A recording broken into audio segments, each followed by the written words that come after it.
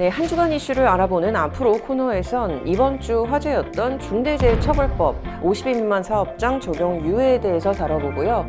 형사공탁 특례제도 시행 1주년 심포지엄에 대해서 얘기해 보도록 하겠습니다.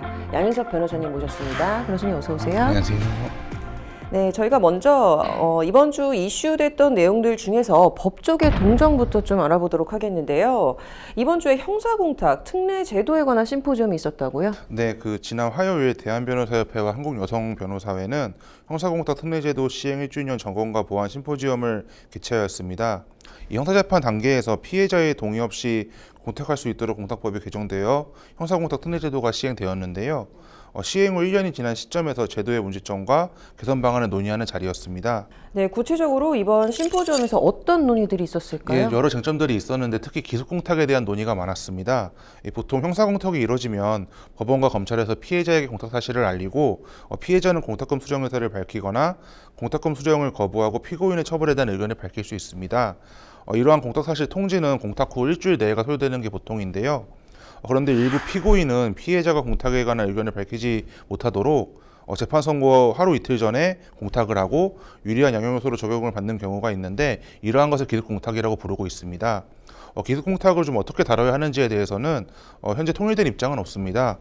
기습공탁을 비롯한 형사공탁이 이루어지는 경우에 반드시 피해자의 의견을 확인해야 한다는 의견, 공탁과 합의를 다르게 보아야 한다는 의견, 피고인이 피해자와 합의를 못하거나 경제적인 사정으로 인해서 선고 직전에 공탁을 할 수밖에 없다라는 사정 등이 논의가 되었습니다. 네, 말씀하셨듯이 이제 제도가 시행된 지 1년이 됐는데요. 조금 더 개선이 돼서 모두에게 좀 이익이 되는 접점을 찾았으면 하는 바람입니다.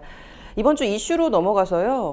중대재해처벌법 50인 미만 사업장 적용 유예가 굉장히 화제였습니다. 이게 시행 범위가 확대될 예정이었는데 이것에 대해서 다시 또 유예하려는 움직임이 있다고요? 네, 이 중대재해처벌 등에 관한 법률은 2021년 1월 26일에 제정이 되었습니다.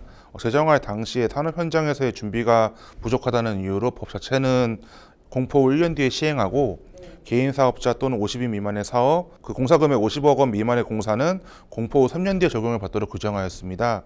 이에 따라서 다음 달인 2024년 1월 27일부터 모든 사업 및 사업장에 확대 적용될 예정이었는데요.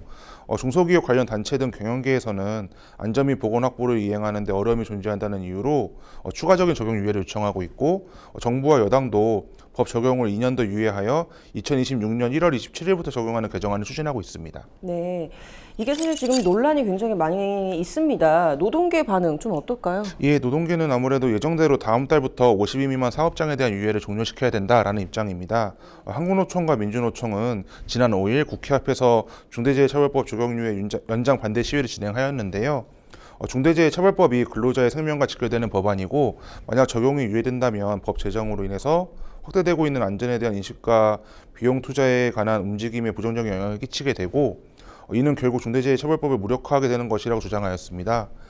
특히 2021년 법 제정 후에 3년이 지났음에도 또다시 2년간 유예기간을 연장한다면 법 시행을 앞두고 준비한 기업과 준비하지 않은 기업 간의 형평성의 문제뿐만 아니라 50인 미만 사업장에서 일하는 근로자의 안전이 위험받게 된다는 입장입니다. 네, 일단 노동계는 굉장히 크게 반발을 하고 있는 상황인 것 같은데요.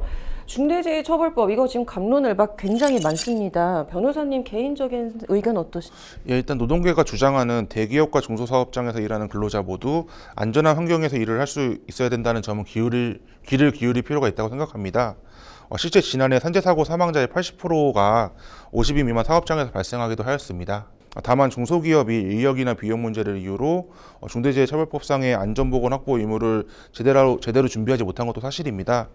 이러한 준비 부족은 처벌의 문제뿐만 아니라 근로자의 생명과도 직결되는 것이기 때문에 유예 연장과 무관하게 하루빨리 좀 변호사의 도움을 받아서 중대재해처벌법 관련 자문을 받고 안전보건 확보 의무를 이행하기를 바라는 입장입니다. 네, 양측 다 굉장히 팽팽하게 의견 대립을 하고는 있지만 무엇보다 중요한 건 말씀하신 대로 안전인 것 같습니다.